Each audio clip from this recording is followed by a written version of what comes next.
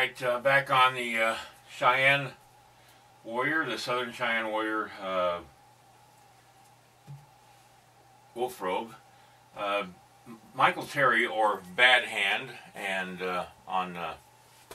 who's actually an expert on Indian clothing and stuff like that, pointed out something to me that I asked him how the design of the shield looked, and he said that looks fine, but he says the cuff on the bottom of the moccasin is not proper for a Cheyenne male's moccasin, so I'm going to change that. They didn't have this cuff.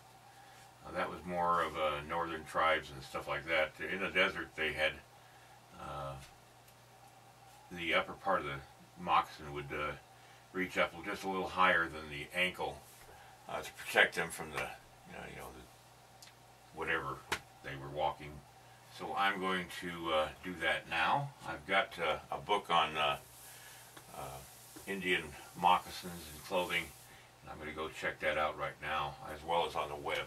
Okay, I've just been looking at the pictures I have on my Galaxy 2, and this is a picture of Wolf Robe here, and I'm looking at his moccasins that he's wearing. Now, granted, these are moccasins that were probably made especially for his trip back east, or he might have just put on his best moccasins because he wants to make an impression. So in battle or an everyday, he probably wouldn't have worn anything as dynamic as this, but it's the best example of the type of moccasin that he's wearing. Now, I'm looking onto the side of the moccasin. It looks like there's a big, long flap right there, but I'm not sure what that is. It's probably the string of tying his moccasin on his ankle, and that's probably what that is. And so I see clear leather here, and the tongue of the shoe there, or the moccasin there, and it would have been up and over his ankle to protect his ankle from low brush and stuff like that in the desert. The best source for what they wore is from actual photographs. Now, this has got a simpler design to the moccasin. This is also where I got the idea for the legging that he's wearing in this sculpture too. I think what I'm going to do is a simpler design, because that will cost less to produce or color when we color the bronze. So I think I'm going to go along with this moccasin instead of the one that he was wearing when he was in Washington, D.C. So that's what I'm going to go by right there. On the reference material I have, it shows the moccasins of the Cheyenne have a rounded edge here that comes over and almost 90 degrees to the this side of his foot, and then cuts back straight back there. And I also did notice that on one moccasin there's beadwork here on the toe, but none on the side. So what I saw in the photograph of the gentleman wearing moccasins back in the 1870s, that I was right in assuming that there were no beadwork border on the outside edge of his moccasin. So I will just make the beadwork come down to a point there on both moccasins, only because I'm taking artistic license doing that, because it just makes it a little less expensive to produce a colored version of this in bronze if you only have a simple design rather than a complicated design that you have to put all take different brushes of acid and do different things with it. It's a lot easier just to do a simple design than a very complicated design, and a lot less expensive.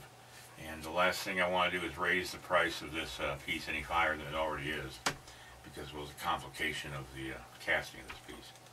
So I'm going to go ahead and get started on that now.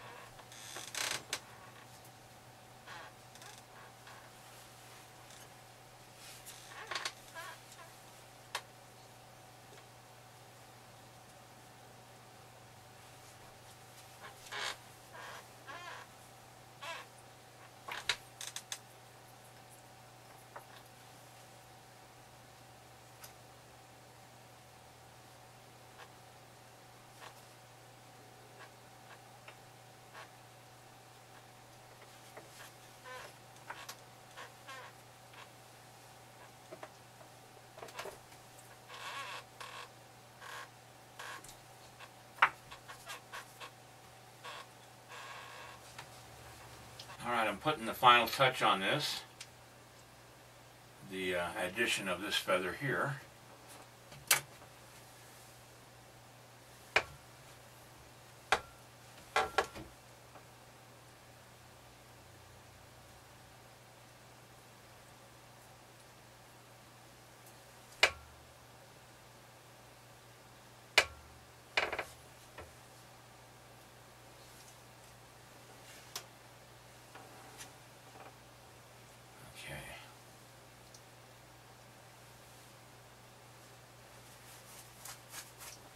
Now this is the actual way he wore his feathers in one of the photographs that I have of him. And I'll put that up and let you see it. Now all I need to do is just finish off the texture back here. And what I'm using is what I used on the beadwork on his moccasin is a tool. It's a metal tool with real sharp serrated edge on it. And I'm just going to continue doing the fur texture here.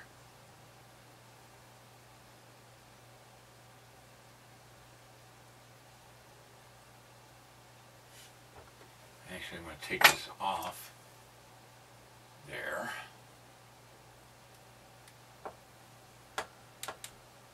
Finish that off down here on the base. Just makes it easier.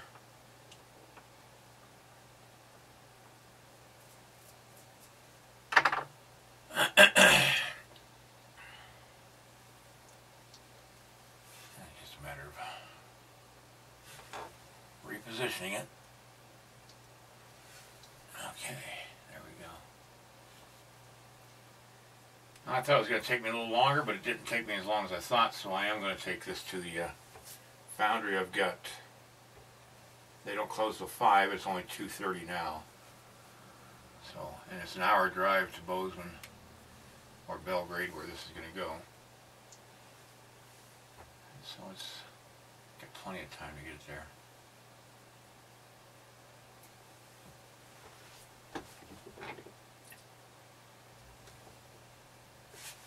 Okay, that's going to be it. I'll pick this, take this to the foundry now, and I'm going to end the video here. You've seen my trips to the foundry, so I don't need to redo that. Alright, have a great night, everybody, and I'll get this to the foundry, get it going.